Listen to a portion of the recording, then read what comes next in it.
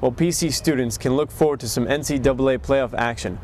While we don't know about our Friars yet, we can count on some tournament action in the dunk down the road. In July, it was announced that Providence's own Dunkin' Donuts Center will be the site of the 2010 NCAA Division I men's basketball playoffs. This is the first time that PC will host tournament play since 1996. But I'd like to hear some more about our Friars. To help us out, Jen Tyrell is here to give us a roundup of PC fall sports. Welcome, Jen. Well, thank you so much. I'd like to start out with some men's basketball. Now, we actually attended the Madness, and we looked great this year.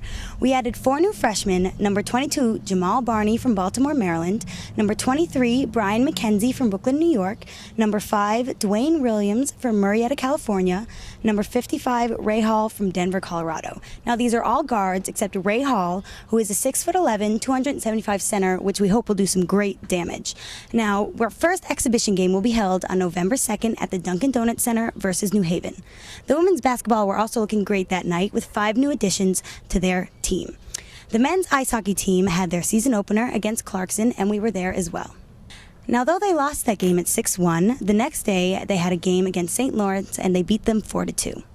The women's ice hockey team beat Northeastern in their Hockey East opener 4-1, and 3 of the 4 goals were scored within the first quarter. The swim team has their first home game on October 25th versus Bryant. Now, this is the first year that their swim team has a men's diving team.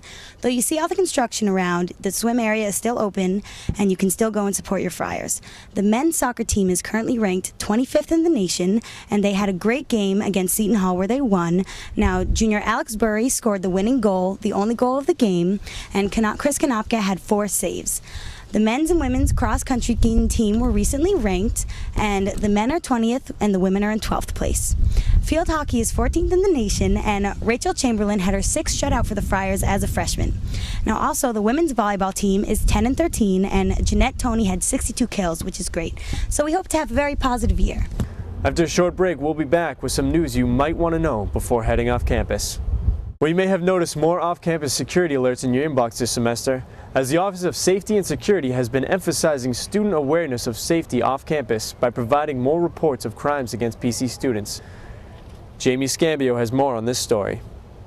I'm Jamie Scambio, here outside of the office of Providence College's Safety and Security. Over the past few weeks, including a very busy September, there have been numerous reports of cases of muggings and violence off campus. We've had 5 incidents, all in about the same area. 3 of them have involved what we believe to be the same suspect. And these all have occurred in September in the area of the intersection of Douglas Avenue and Admiral Street. All of these incidents have been investigated by both the Providence College Security and the Providence Police.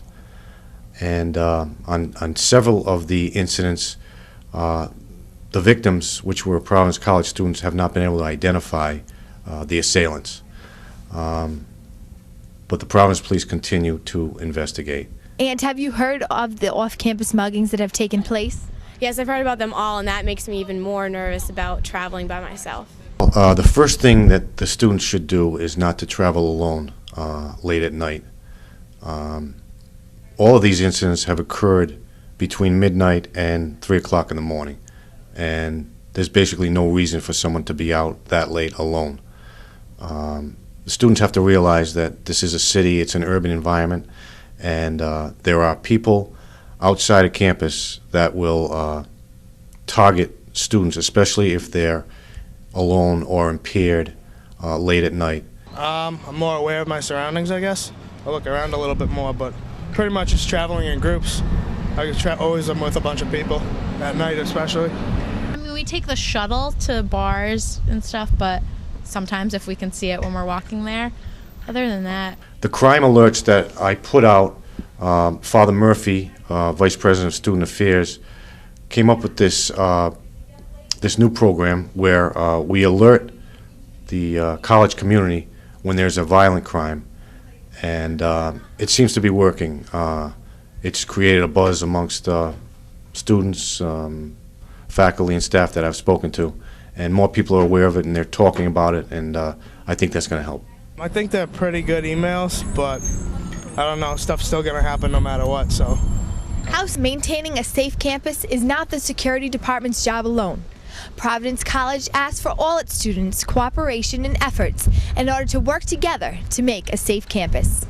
For PCTV, this is Jamie Scambio. A series of break-ins involving multiple student homes near campus occurred over summer months. Lauren Kahn reports.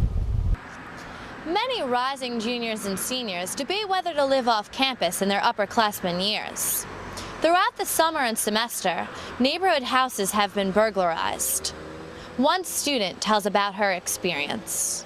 I was out for not more than a couple hours with some of my girlfriends, and our house was actually robbed while we were gone. And I came back to find clothes and items like spread out everywhere throughout the house. It was really scary. And we actually ended up, I was with one of my other friends, and we ended up going into my room and calling the police.